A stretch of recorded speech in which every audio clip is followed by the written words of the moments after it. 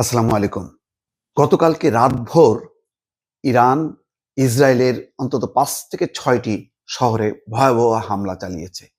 বৃষ্টির মতো ক্ষেপণাস্ত্র নিক্ষেপ দেখেছে মানুষ। রাতের অন্ধকার আকাশ ফুঁড়ে তারার মতো একের পর এক সেই তারাগুলো নামছিল, অর্থাৎ ক্ষেপণাস্ত্রগুলো পড়ছিল। কিছুই করার ছিল না ইসরায়েলের। খুব কম সংখ্যায় তারা আকাশ প্রতিরক্ষা ব্যবস্থা দিয়ে সেগুলো ঠেকাতে পেরেছে। এক পর্যায়ে মনে হচ্ছিল যেন কোনো নিরাপত্তা বা আকাশ প্রতিরক্ষা ব্যবস্থা বলে যে কথা প্রচলিত আছে সেগুলি বোধহয় আর নেই ইসরায়েলের ক্ষেত্রে, এবং সেগুলো যেভাবে বিস্ফোরণ হচ্ছিল আসলে তার স্বরূপটা কি, পুরো খবর কি এসছে না গণমাধ্যমে আসেনি দর্শক। ইসরায়েল সেগুলো প্রকাশ করতে দিচ্ছে না।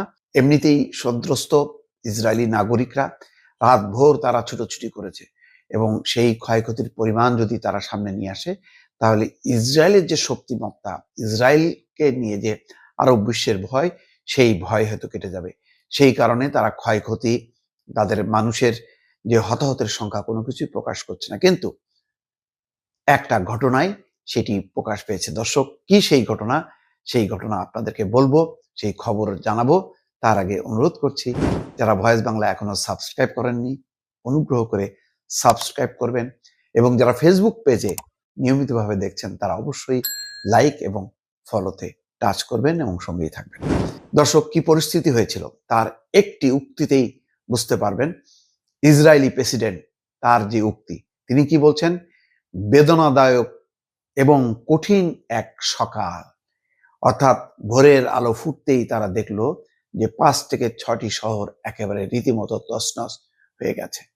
সেই কারণেই একটা ছোট্ট শব্দ বা এক ছোট্ট বাক্য দিয়ে তিনি বুঝিয়েছেন যে ভয়াবহতাটা কি পরিমাণ।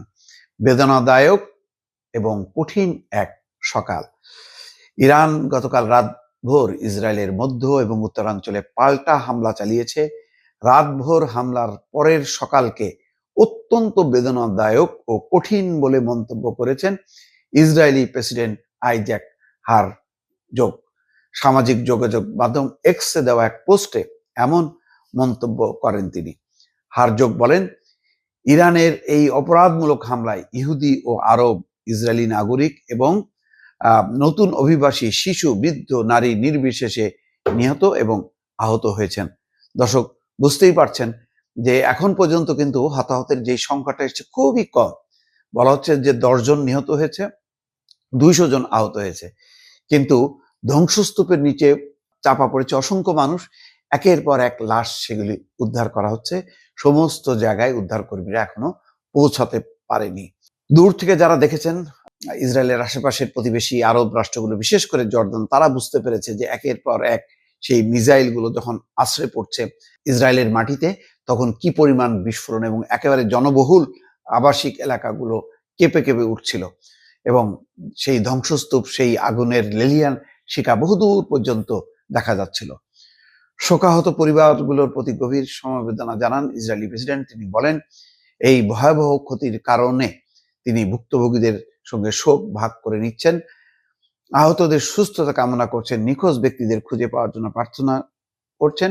তারা একসঙ্গে শোক কাটিয়ে উঠবেন, একই সঙ্গে এই দুঃসময় কাটিয়ে উঠবেন। দর্শক, এই যে পরিস্থিতি ইসরায়েলি জনগণের উপর, এর মূল কারণ হচ্ছে নেতানিয়াহু এবং তার সাঙ্গপাঙ্গরা। তারাই শুক্রবার ভোর রাতে ইরানের উপর যেই ঘটনা ঘটিয়েছে, ভয়ঙ্কর ভয়াবহ ঘটনা ঘটিয়েছে, তার ভয়াবহতা অকল্পনীয়। এর কারণেই ইরান ঝাঁপিয়ে পড়েছে। ইরানের কাছে এখন আর সামরিক বেসামরিক কোনো এলাকা আর আলাদা করার তাদের প্রয়োজন বোধ করে না। এই হামলার উত্তরে নির্বিচারে তারা হামলা করেছে। ফলে এই ঘটনার পর ইসরায়েলের জনগণের যে চরম বিক্ষোভ নেতানিয়াহু এবং শাসক গোষ্ঠীর বিরুদ্ধে সংগঠিত হবে, সেটা অকল্পনীয়।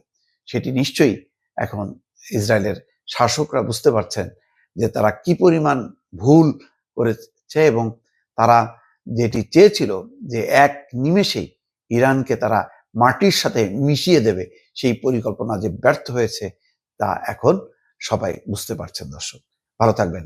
আল্লাহ হাফেজ।